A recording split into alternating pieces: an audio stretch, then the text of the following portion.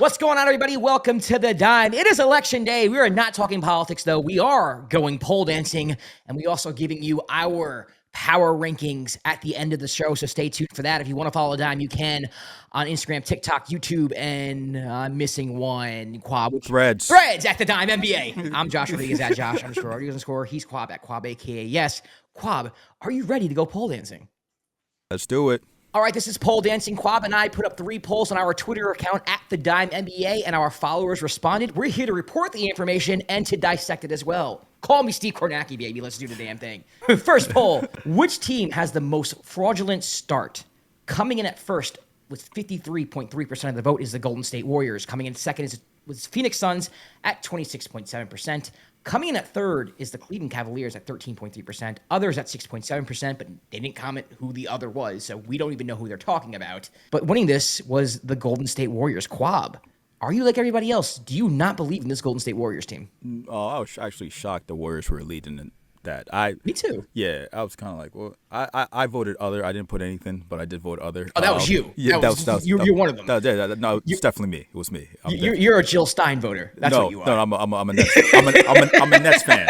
I'm a Nets fan. You voted for Jill Stein. I'm a Nets fan. That's the equivalent of doing Jill Stein. Definitely not. Definitely not. With the people calling the Warriors start fraudulent, it's kind of, to me, it's kind of strange, just because if you watch them this season, they just have a really deep team, and we've spoken about it in previous episodes and previous reactions we've had, and kind of similar, not really similar, but kind of reminds me of their earlier championship teams where they could go to the bench and had like Andre Iguodala and Sean Livingston, and they were contributing. Like this year, you have Buddy Hield, you have Kyle Anderson, with Steph out, you've had players stepping up like Lindy Waters. Like you have a deeper roster than they've had previous seasons, where like these bench players actually being net positives in comparison to before. So their record is what, 6-1 right now. I want to. Yeah. So I don't think their start is fraudulent, especially even with Curry out. They just look like a well-oiled machine at this point, even though it's early. So I don't agree with y'all voters who said it's the Warriors. Yeah, I don't agree either. I'm gonna go with you on that one. To be honest with you, if I had to pick a team, it would be the Suns in this poll. Oh, okay. Just because I didn't believe in them from the start, and their start kind of surprises me. I feel like we've seen the Booker, Beal, Kevin Durant thing twice in the playoffs, and I know, granted, they haven't been healthy like the whole time together, right? I mean, they didn't have Beal the first year, but the second year, they haven't really been healthy, so it's kind of unfair of me to be like, well, they're fraudulent, and it's like. But at the same time, it's like I saw what the Timberwolves did to you in the playoffs last year. It wasn't pretty. It wasn't like you didn't have, everybody going, and it just, they swept you. And it was bad. It was terrible for you. So I'm having a hard time believing that the Phoenix Suns are this team that, we have them in the power rankings. They're in our top 10. I'm having a hard time believing that they're an actual contender and their record is going to stay this good going forward. I could be wrong. We'll see. I don't know. But yeah, that's where I'm at right now. I would have picked the Suns, although I don't think they're as bad or as fraudulent as I originally thought they were. And the Cavs, I mean, I've watched enough of them now where I'm like, okay, Evan Mobley's different. Atkinson's bringing something new to the table. This is probably going to stay all year. I don't know how good they are yet, but they're definitely not fraudulent. See, Cavs fans, he's being positive about your team. I'm always objective. Always. Always. All right, let's move on to question number 2. Which team is most likely to turn it around? Coming in at first is your New York Knicks with 50% of the vote. Coming in at second is the Denver Nuggets with 21.4% of the vote. They just got bad news with Aaron Gordon today, so that sucks. And then tied for third and fourth, or third, whatever you want to say, is the 76ers and Milwaukee Bucks with 14.3%. I'll go first, Kwab. I got to agree with the polls, man. I got to agree with the polls. Shocker. Shocked. Didn't see that one coming. The guy in the Knicks hat agrees with it. I totally think just being completely objective from what I've seen. I think I've seen enough good there. You know what I mean? I think they need to get deeper. They need Precious back. They need Mitchell Robinson back for sure. I like the point that you make where it's like you got to give it to the All-Star break with these guys because it's a fairly new team that needs to click and their chemistry has to align. Also, they're not completely healthy. But I've seen enough, like, in different games against the Pacers and even against Houston at times where it's like, oh, this offense can be, like, really freaking good. And other times where it's like, oh, no, it can't. When teams are switching on them, they're having trouble. But I think they'll get that rectified. I think they'll be okay. I think they'll probably be able to move at the deadline that will put this team in a better position going forward. The Nuggets, with Aaron Gordon going down and their bench being what their bench is, turn it around from a Nuggets fan's perspective is like, we're going to turn this around and go to the finals. Like, the expectation is just completely different. And I don't really think that they're going to meet that expectation. Part of me wanted to say the Bucks. Come on. Just part of me wanted to say the Bucks. But it's just every time I watch them, it just they look so uninspired. Like even we watch them against the Cavs without Giannis, they played better, and I thought they would be so much further along than they are now. My thing with Milwaukee's always been like, because you can use the excuse of it's so early. They could go on a win streak and hit off a couple of wins here and there, and it looks completely different. And you're just okay, like they might still be a top team in the East. With that, the players with the teams on that list, I would agree with you. It's probably the Knicks. Like that's okay. I feel like they still have the most in terms of starting lineup talent consistently. They just need to shore up the bench. People need to get healthy, and they'll be fine. Like we talked about it several times.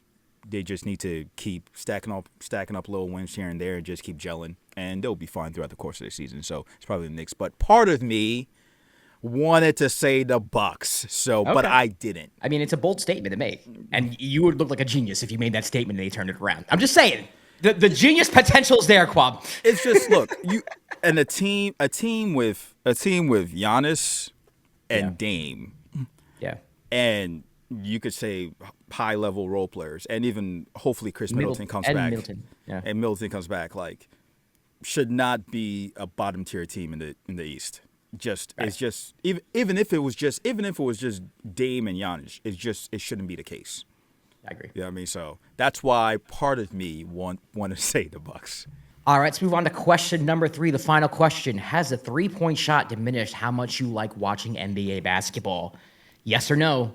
Coming in at 78.6% was no, it doesn't. I still like the NBA. 21.4% said yes, it diminished how much I like watching NBA basketball. If I'm being honest with you, I would have answered no, because to me, it hasn't really affected anything. I think I get more frustrated at shot selection, but I'd also get frustrated if it's like we're going to pound the paint every single time and take like contested layup. Like it'd just be a different type of frustration.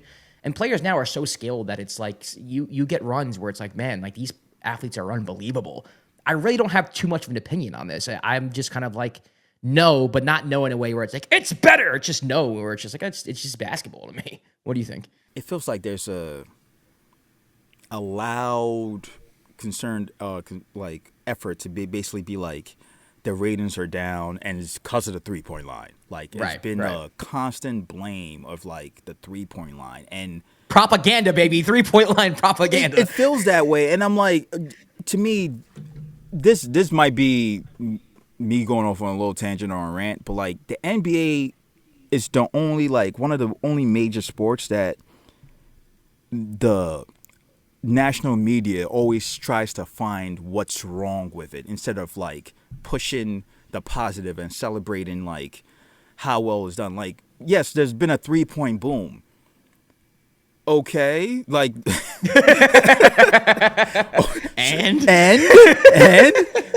and we enjoy, like everybody enjoys Steph Curry going off for the 3-point line. They make it seem like certain players are just coming down and just chucking threes consistently. It's with most teams, as in the floor of the offense, most players that like are kind of just described as just the 3-point, like even like Curry gets ran off the 3-point line almost every game, and a lot of his shots come into mid-range and floaters, and like it's not, he's not just out there just chucking threes. Yes, he is the greatest shooter and he hits amazing shots, But it's not just, we're not just playing, not every team is playing 5 out, standing there and just like, patty cake, shoot a 3 now.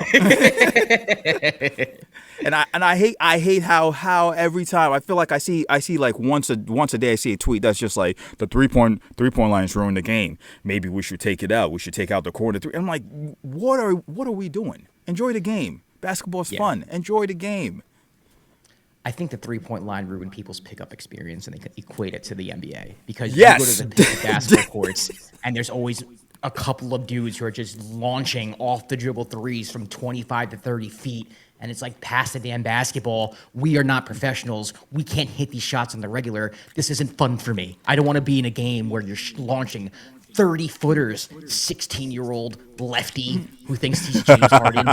Stop it. You came to 24-hour fitness to get a nice run in, and here you are taking step-back threes on a 35-year-old for no reason. Pass the ball. This sounds I think that's what it is. This sounds very specific and personal. Yeah, man, it's just annoying. And it's just, I go to courts, and the worst is like someone will take a 3 and they'll hit it from like 28 feet, and then it's like, oh God, forget it. That's it. He's gonna shoot like 5 more after that. And I don't mind shooting threes. It's like the threes that you take though. It's like you have people who are trying to be Curry and trying to be Harden, and it's like this is not what I signed up for. So it's ruined my pickup basketball experience, but it hasn't ruined me watching NBA, if that makes any sense. I agree with the pickup sentiment. I agree with that completely. It's just, and I see that. I even see that in like youth basketball now, where like in camps and stuff that I've worked, where like the first thing these kids will do is run out and just shoot a long ass 3-pointer when they can barely hit a free throw extended like jumper, and it happens. But like in the NBA, it's fine. Stop. Everybody stop complaining. It's cool. It works. 77%. You guys were right. It's not ruining basketball. All right, let's move on to this Joel Embiid drama. There's a lot to talk about here. The 76ers have been missing their former MVP for the start of the whole season. He just got suspended 3 games for his altercation involving reporter Marcus Hayes about basically shoving him and confronting him about what he said about his brother and his son in an article that pretty much was criticizing Joel Embiid. If I'm a Sixer fan, I know you just got back Paul George, and he looked like he made sense there. You still called it an L in Phoenix, but there were encouraging signs there from that game. This season has just been so exhausting already. It's not even 10 games in, and you're absolutely exhausted. They are 1-6, which means they're going to have a lot of catching up to do. Last year, they got the 7 seed and ended up playing a 2 seed, which is a reason why you can argue they got bounced in the first round. It's looking like that might be a possibility, too. You get Joel Embiid back, but hey, we got a lot of ground to make up. Well, actually, maybe not, because there's only 2 teams over 500 in these, but we'll get to that later. So as a 76er fan, you got to be frustrated. The whole situation with Marcus Hayes, though, and I just want to address this. I've seen a lot of people in the media say, like, oh, Marcus Hayes shouldn't have wrote what he wrote, but Joel Embiid also, like, you can't go around assaulting reporters. Like, both people are wrong. And it's like, yeah, both people are wrong, but they're different types of wrong. And Marcus Hayes, in my opinion, is just astronomically way more in the wrong than Joel Embiid. You can say whatever you want about Joel Embiid confronting him and not getting physical with reporters. I understand there has to be a barrier there of respect between journalists and reporters and the players, but human being to human being, you cannot write an article about a man losing his brother and comparing that to a promise he made to his son and how he's basically under-fulfilling that promise and expect no backlash whatsoever. The amount of insensitivity you have to even write that is astounding. And the amount of grace or the amount of like protection that a lot of journalists and other people are giving Marcus Hayes, to me, is disgusting.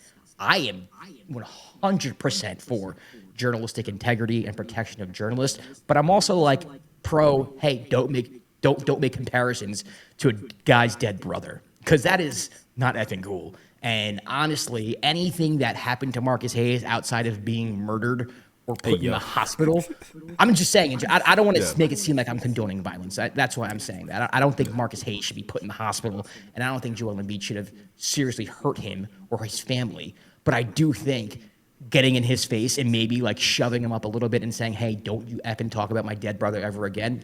I'm sorry. That's fucking justified. That's all I'm saying.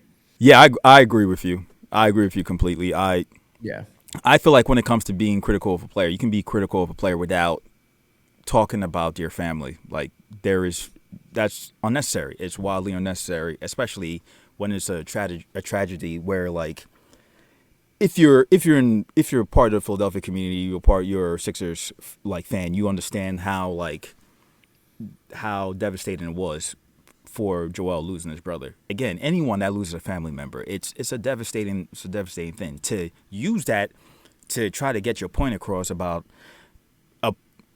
a player playing a sport, it's like there's so many different ways you can take it without using it, like without bringing up people's families. Like, we all are critical of Joel. We've been all critical of Joel. We were critical of Joel last year during the playoffs. Yeah, because of the way he was playing again, like when he was being so extra against Joel the Knicks. trying to purposely hurt Mitchell Robinson. You know, his brother would be very disappointed. Like that's crazy. That's crazy. You know what I'm saying? Like, why would it's so like why would you do that? It makes no sense. And I think the one thing that I remember when it was first like reported that, hey, Joel like punched a reporter or like assaulted a reporter. I saw so many people that I follow from the Philly area, and everybody was like, I hope it's Marcus. Like, and it was just so, they were just basically saying like, hey, I hope it was him. Yeah. Because they all felt the same way. Like, this is, you just don't do that. And now I think it came out today that he's been suspended 3 games for the incident, which we knew something was going to happen. Again, like, you can't do that. You can't do that and not think that somebody's gonna feel a certain way and there won't be any repercussions. Now, I saw something funny where somebody was like, "Oh, if you actually really want to punish him, make him play 3 games in a row." Now, that's funny without. That's funny. Right. You know what I'm saying? That's being critical and being funny without like being personal. Like, there's such an easy way to do that. There's no way. It was basically a hit piece, and to think that somebody's not gonna react or feel a certain way about it, it's messed up. Like, at the end of the day, I know they're professional athletes. We see them as like above everything else, but they're still human beings. They still have feelings. They still have families. You have to be very, very aware of that. And like, think, bro. Like, why the fuck would you do that? Why the fuck would you do that? And luckily, like, honestly, luckily it was just a shove. Some people were expected it to be worse, honestly. So luckily it was just that. So, but gotta be better. And I don't blame Joel for reacting that way. I do not. Yeah, I don't either, man. I don't. And you know, it's one of those things where it's like, I hate how, and I'm not going to leak this into other things in life. Yeah. But I hate like just the both sides of this, where it's like, well, he was wrong and he was wrong. Well, we can learn from this. Everyone, it's like, no, dude, like this, you do not do what Marcus did. Period. I don't care. And because there's going to be a consequence for that, doesn't mean you hold up that consequence and make it the same level as a transgression in the first place. Mm-hmm. It's ridiculous. It's absolutely insane. And I support journalism. I support reporters. I had beat reporters. Like Christian Winfield's a friend of mine who does a beat reporting for the New York Knicks. Jovan Buvel was my very first guest at the time. Yep. Someone who I had lunch with, and we have helped each other for the, like, I'm friends with people, like, in the industry. Like, so this is not like, I'm not somebody who just so happens to have an effing podcast. I'm in this industry. I have interviewed at least 100 athletes for production work. For everybody who doesn't know. I'm not going to say Google me, but just type Josh Rodriguez podcast. You'll see. I have a fucking award right there. Like, I do this. Like, I would never, ever, ever even think of doing or saying anything that Marcus Hayes said to another athlete and not expect my face to get punched. Yeah. Not expect my face to get smashed. It's absolutely insane. And I just don't, I think it's crazy because one of the things that bothers me most about society is middle ground centrism and not taking a side, or taking a side but acting like you're not taking a side. If that makes any sense. Yeah. Stand firm what you believe. Like, don't play this both sides stuff. If you're a journalist and you want ultimate protection for the words that you're writing, then just say that. Just say something like, you know what, I want to write whatever I want to write, and I want to be protected and make sure that I can't. Then say that. I mean, that can be your opinion. That's fine. I can disagree with it. But to me, if you're going to go after someone's dead brother, he didn't go after the brother, but if you're going to mention someone's dead brother in an article and tie it into how he's playing, Like as a punchline for no reason, yeah, like that to me, like you get what you deserve up to a certain extent, and Joel didn't reach the threshold at all to what he could have got to match that consequence, right? Yep. If I go and I rob the grocery store down the street, right? I should be punished. I should be arrested and punished, but I shouldn't get life in prison. So I'm not saying Joel should have gave him the equivalent of a life in prison sentence, but he got off easy. I'll just leave it at that. That's all I'm saying.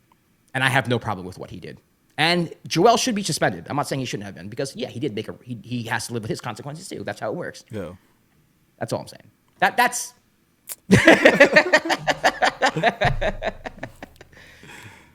Yep. All right. Yes, sir.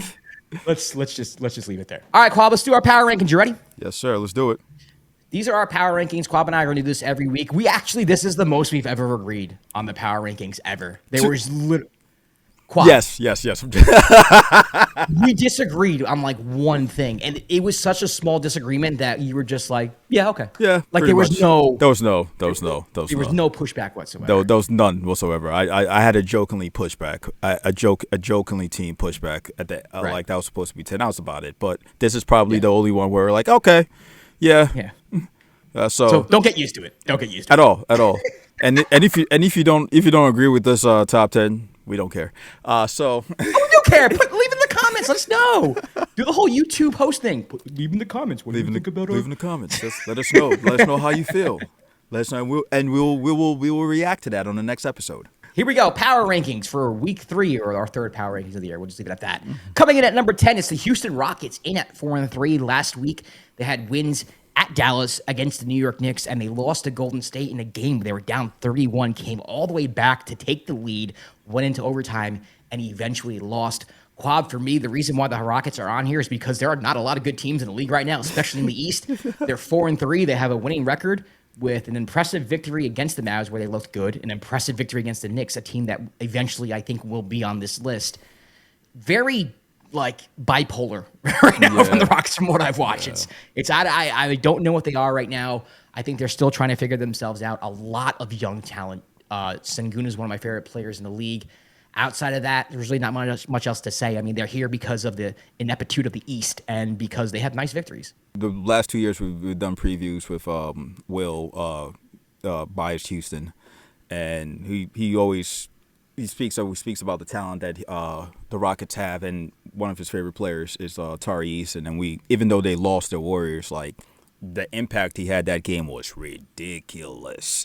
And we always talk about how much talent the Rockets have, and it still seems like they're trying to get it together on all fronts. Like I see a lot of like Fred VanVleet backlash this week, but they still have a good team. Again, like we have them at 10 for, like you said, different reasons, but I still think they're like one of the dark horses when it comes to the West. Yeah, it wouldn't surprise me if they go on a run like they did similar to last year towards the end, and it's like all of a sudden you look up and it's like, oh wow, Houston's a 4 seed? Yep. Okay. Kind of like what the Magic were last year. But right now, they come in at number 10.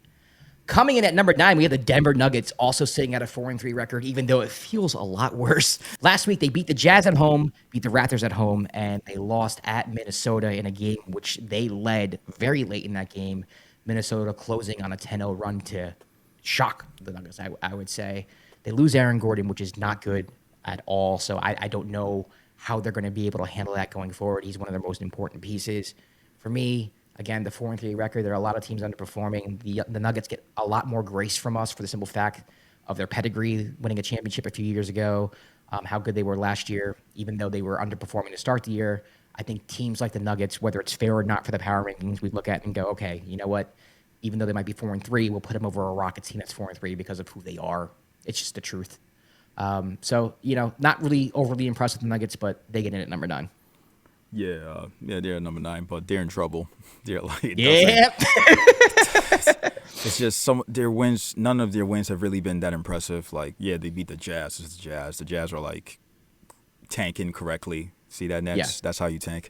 But even their wins, they've been struggling, and now, like you said, losing Aaron Gordon, like coming into the season, we're like, this roster looks it's going to be kind of rough, and I guess you got to blame the GM, Calvin Booth. Like, you have an MVP, like you're supposed to help them and surround them with like really good talent to make sure your team keeps winning and like can be a championship contender. And right now, even though they have, again, arguably could be another MVP season, they just don't look like a championship contender whatsoever. So yeah, we have them at number 9 right now. We don't know if they're gonna be there next week. So very generous 9, not gonna lie. It's okay though. Yep. Coming in at number 8, we have the Los Angeles Lakers at 4-3. I also think another generous ranking, if I'm being honest with you. They lost at Cleveland. They got absolutely just blown out. And then an embarrassing loss in Detroit. They did beat the Toronto Raptors, but AD having comments about how they need to find themselves. He also hurt himself, so already those injury concerns with AD and his foot are flaring up. LeBron has not played well for most of the season. I think JJ Redick does have a good grasp on an identity and what he wants from the Lakers. Now it's just kind of like, what are they going to be? Is this going to be a consistent thing? I don't think we jump the shark saying that he's in huge improvement over Darvin Ham. But again, it is a longer season, and we have to be a little more less quick to judge, I think. I think 8 feels okay. I think they'll be around this for the foreseeable future. I don't know if they'll crack the top 5. 8 feels right, though. JJ is a huge improvement over Darvin Ham, I'll say. Yeah, sure. Yeah. I'll say. But yeah, it's just like some of the, I guess we can kind of say that it feels like the honeymoon period is already over. Like when they started off and we were just like, okay, wow, they look amazing. Now some of these wins can be a little concerning, but again, it's early. You kind of see the makeup of the team or what they want to do and how they want to play, and you just need a little bit more consistency, not just from like LeBron or some of the other starters, but they need to get something from the bench. It feels like a lot of times they go to the bench and it's just goes right down. So again, this is another, like you said, it's a generous 8. So we'll see how it looks as the weeks progress. All right, coming in at number 7, we have the Minnesota Timberwolves, another Western Conference team that is at 4-3. They beat the Nuggets, they beat the Hornets at home, and then they go on the road on a back-to-back and lose to the Spurs. I'm always somebody who's very forgiving of going on the road on a back-to-back and losing a game, so therefore I don't really penalize them too much for it. They seem like they're still trying to figure out an identity. They're playing a little faster. Anthony Edwards is shooting a lot of threes. Their defensive identity is not completely there yet, but I still think they are one of the better teams in the league. Kwab, your thoughts? Again, with the whole the NBA is shooting too many threes when it comes to, and he's been one of the people everybody's complaining about. He shot 14 threes against the Nuggets. I was like, God, man, go to the hoop, bro. But in terms of spacing, without losing Cat, it's kind of needed, right? It's just a process. And when you have a player like Julius Randle that's going to go downhill and kick out, you kind of have to take the ones that are there. A lot of people are like, yeah, man, just like you said, go to the hoop. A lot of people are like, yo, just go and just drive on 3 people and dunk on them. I'm like, it doesn't always work out that way. We get it, you're super athletic. But yeah, I mean, again, it's been an up and down season. Like, well, losing such a big piece and bringing another big piece, you lose how you were used to playing the past couple of years, and they're still trying to figure it out. And some of their wins have been impressive. You kind of see how they're trying to play. You see how Julius Randle is adjusting and fitted in throughout the course of a couple of games. So you hope they keep improving, because before the trade, everybody kind of had him as like possibly coming out the West. Now it's like it seems like it's a little bit more question marks, but we like them where we have them. So hopefully they keep improving. Coming in at number 6, we have the Dallas Mavericks, also at 4-3. They beat the Orlando Magic at home without Paolo Banchero. They just beat them up. But they did lose to the Rockets and the Pacers, 2 decent teams, but good teams at home as well. Every time I want to hop on the Mavericks bandwagon and be like, yo, this team is for real, they go and lose like two games that I think they should win. Yeah. We had them at 3 last week out of respect for making the Western Conference Finals and for looking good in their first couple games. And it's like, I'm giving up on like what to think about this team. Obviously, they're one of the better teams in the Western Conference. I still think they're contenders to win the West. But it's like, come on, like let's pull some. Like, I know it's early, I know it's 7 games, but you're not that new of a team. You know what I mean? Like, you added Clay, you added a few bench pieces, but This isn't like you're the Knicks. This isn't like you're a team that like just totally reshaped itself and you need to know each other. Let's get the ball rolling here, Dallas. Come on. Feels like sometimes they get more motivated for like the big name games in comparison to like some of the other games where it's just like, okay, they're kind of just going through the motions right now. And that might be a product of like feeling like they know how good they are, which is always very dangerous, like to not just play how you're supposed to play. But like I agree with you. There are times we're like, oh man, I want to be on the Mavs train. Then all of a sudden they take a loss. I'm like, you should have beat that team. You have Wade and you have a lot of talent. You have more talent than that team, and the way you play, you should have ran that team out the gym. But they are where they are. Maybe they'll get it together as this coming week. So we'll see. All right, coming in at number 5, we have the Golden State Warriors, first time on the list, and they're in at number 5, 6-1, with wins against the Pelicans, at Houston, at Washington. Again, that Houston Rockets victory, I did a live reaction to that. That would have been such an impressive victory if they didn't blow a 30-point lead. I think my opinion on them would be a lot higher. Not saying they would be higher than 5, but I would be like, wow, this team, look out. And I still think you can say that to an extent. Buddy Hield's having a career year so far. Like you mentioned before, they are incredibly deep. Steph Curry is still Steph Curry. No. I don't know if they have that extra playmaker or someone you can give the ball to make something happen in cases of crisis. But right now, the Golden State Warriors are looking like a team that's going to be around. They're going to make the playoffs, and they're going to be an absolute pain to deal with. I think they are for real in that sense. Kwab, your thoughts? Yeah, I agree. I feel like they're for real also. Like we've been talking about how deep they are. They're a deep team. Even against the Rockets game where they had a huge lead and the Rockets came back. You got like significant contributions from like Pozinski, like hit a bunch of clutch shots during the fourth and overtime. Like they have so many different players that it feels like they can plug in and they play, and they, like I said, it's a net positive. Like Moses Moody, like I could you just go down the list. It just feels like Wiggins looks good. Yeah, is another thing. Yeah, just a deep team. It just feels like a deep team. So, and it's impressive that they're still winning even without Curry. And previous years, it wouldn't be the case. Curry would go out with an injury for like a couple of weeks or a month, and you just see them just go on a huge losing streak, and Curry would have to come back and try to ride the ship, and then they'll end up in like the play-in. And we all know how that would always turn out. So it's been very, very impressive how they look this season.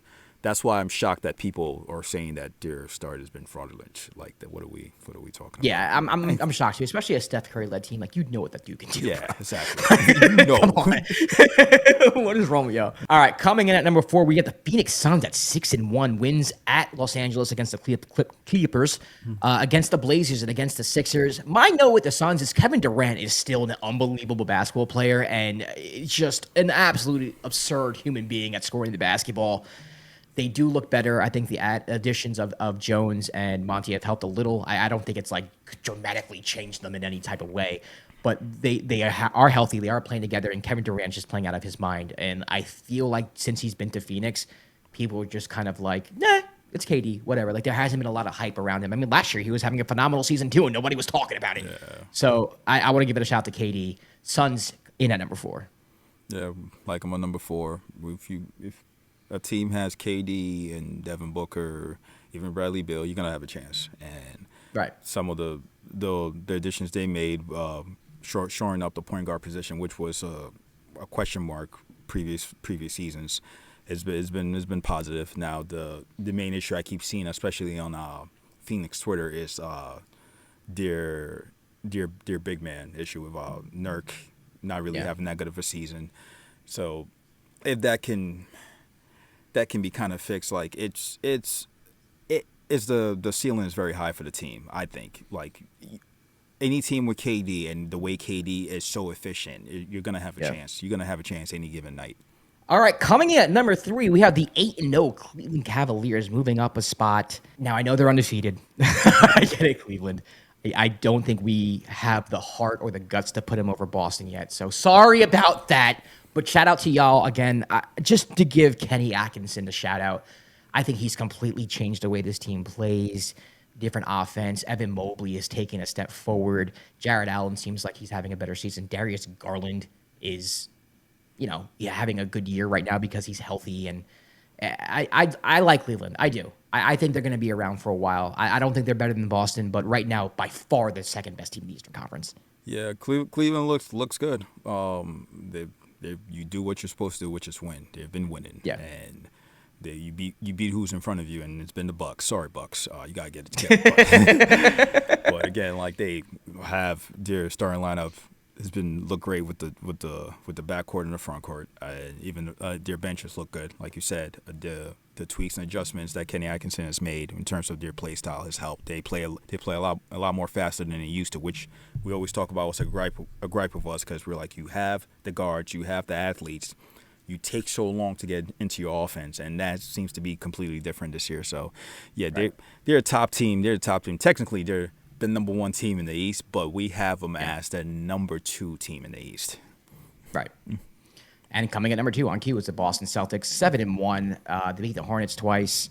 They beat the Hawks. They lost to Indiana, who seems to give them problems. In the playoffs, like the series last year was a sweep, but it was a closer series than the outcome indicated. I know they lost. I get that the Cavs have a better record, but I don't think they're a better team than the Boston Celtics, if we're being real here. They drop a spot from 1 to 2 because the other team is playing out of their minds, who we put at 1, and I guarantee you can guess who it is right now. But Celtics, to me, man, they're the best team in the East. I think it's going to be that way for a while, unless they go on a big losing streak and we have to have a discussion about them. I don't think they're going to move out of the top 2 unless Cleveland, really, we're talking 3 weeks from now, and Cleveland's 16-1, then it's okay, maybe we can have that discussion. Yeah, agree. Boston is just really good. You can't.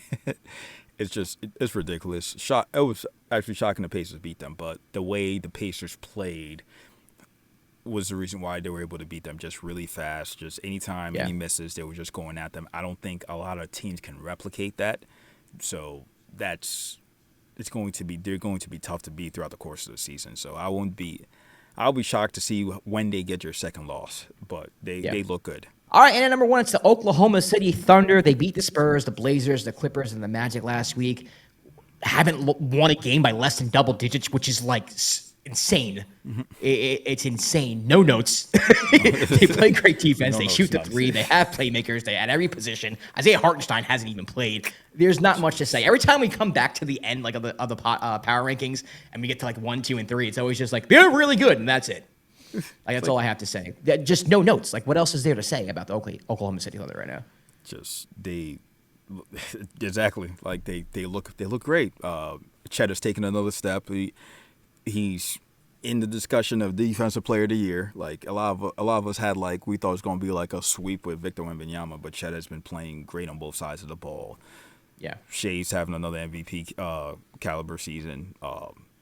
They defend. They score. They're young. They're fun.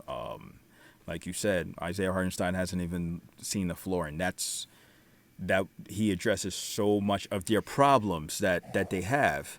Yeah, problems. Exactly. Every game by double digits, you have problems. First world problems, am I right? The problems they have, oh man, they just need a little more. They got that. When he gets right, you're gonna see. So it's how. They're the number 1 team now.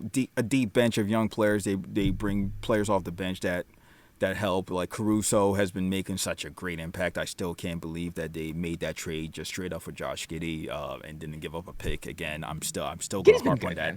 What? I'm sorry. What did you say? From what I've watched, Giddey's been doing all right. From what I've watched, I haven't watched many Bulls games, so I don't want to definitively make the statement that Giddey's been doing great. But from what I've watched, he's been playing okay.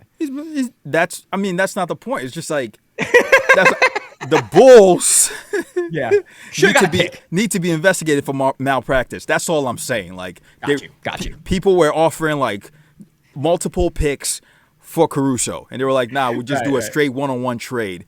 That trade happened. We all got that notification, and I know everybody waited on their phones oh, what else is in the trade?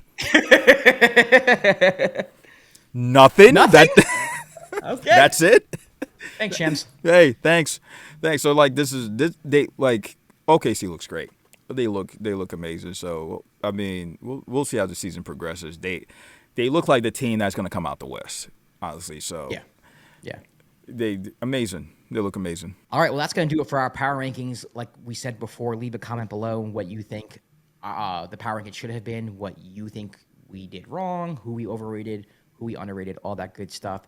Also, in the meantime, make sure you subscribe. Follow The Dime on social media at The Dime NBA. I'm Josh Rodriguez at Josh_Rodriguez_. He's Kwab at Kwab, a.k.a. Yes. We will see you next time for another episode of The Dime.